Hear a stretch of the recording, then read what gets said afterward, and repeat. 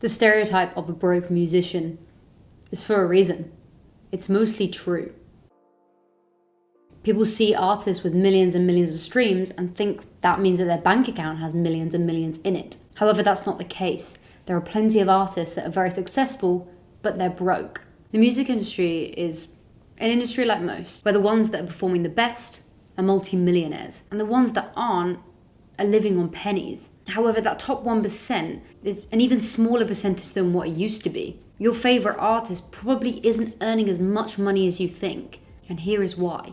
The first reason, and the one that's actually impacting the most artists that are at that top level, is the deals that they're signing, whether this is with a record label or a manager. Although a label gives an advance, they do give money to an artist, they also take a hefty cut too. So your streaming income, your merchandise, your live tickets, any money that comes through the door, they take a cut of, which is to be expected when they're investing a lot of money into you. However, some artists have signed some incredibly bad deals. So many artists get excited when they see an advance coming through the door because it could be a couple of thousand or a couple of 100,000. And for artists that haven't seen that amount of money before, they just sign a deal without thinking. And this happened with popular act TLC. We all know and love TLC, and for selling 10 million records, you would think they were multi-millionaires. But at their highest point, one of the band members said they were earning less than $35,000 a year each. And for 10 million album copies, that doesn't sit quite right. Basically, what happened is they signed a deal with a manager, but also a record label, which took a huge cut of their earnings. And this is happening to artists all around the world. And it's still happening today. In 2018, Lil Pump left his deal with Warner Music. He was given an advance of $350,000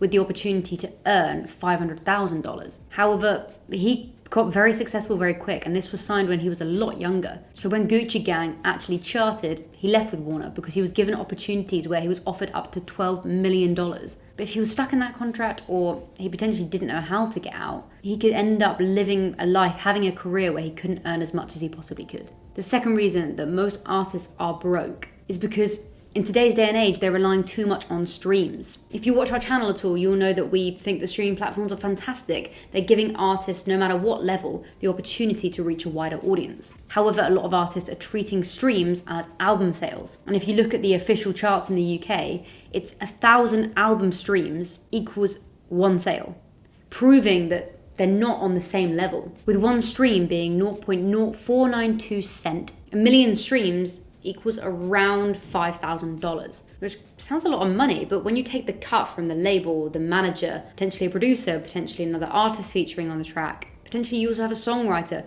there's not much money left.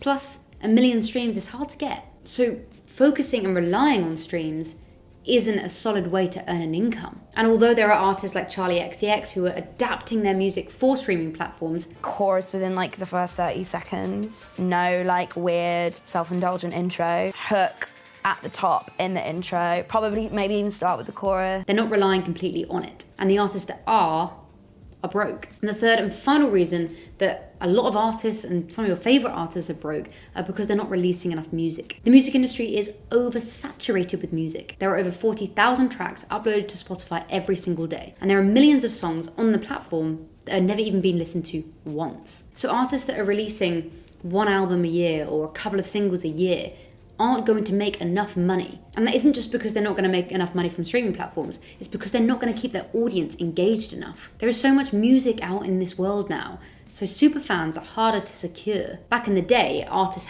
had to get signed to a label to have the money to create physical music, to have CDs, to have vinyl, to have tape, and they also had to have the contacts to put it into stores, which meant there weren't as many artists, so people could be superfans. They could go to every single gig, they could buy all merchandise, they could buy every single CD. But now there's so much music to choose from. So let's talk about how an artist can ensure they're not broke, because otherwise this is a bit of a depressing video. Well, for one, you want those superfans. You want to keep people interested for as long as possible, which means being consistent, whether that's with releasing music, whether that's with releasing content, whether that's with playing live. If you're consistent and you're giving back to your audience constantly, they'll be happy to give back to you. Going back to point one with all the deals that people are signing, whether it's with a label or a manager, you have to ensure that you're reading that contract. Get a lawyer, get friends to look over it, get other people in the industry to read over it. Don't get excited by an advance, because that could be the thing that's trapping you. Also, Also, don't sign too early. There are artists that definitely signed too early and didn't get the best deal possible. If you ensure that you have a solid fan base who care about you and listen to your music and come to your shows,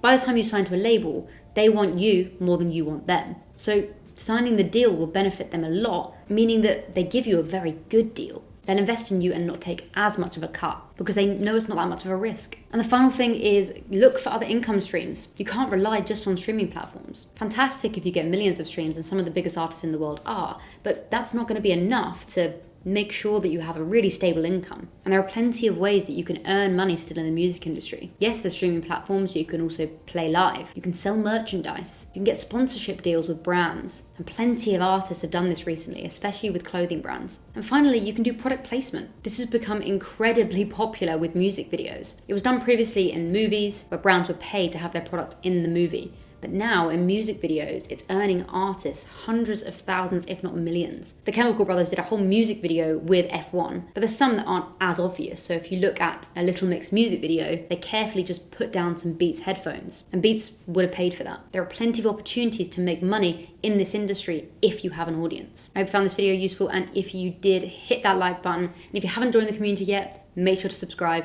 and we'll see you in the next one.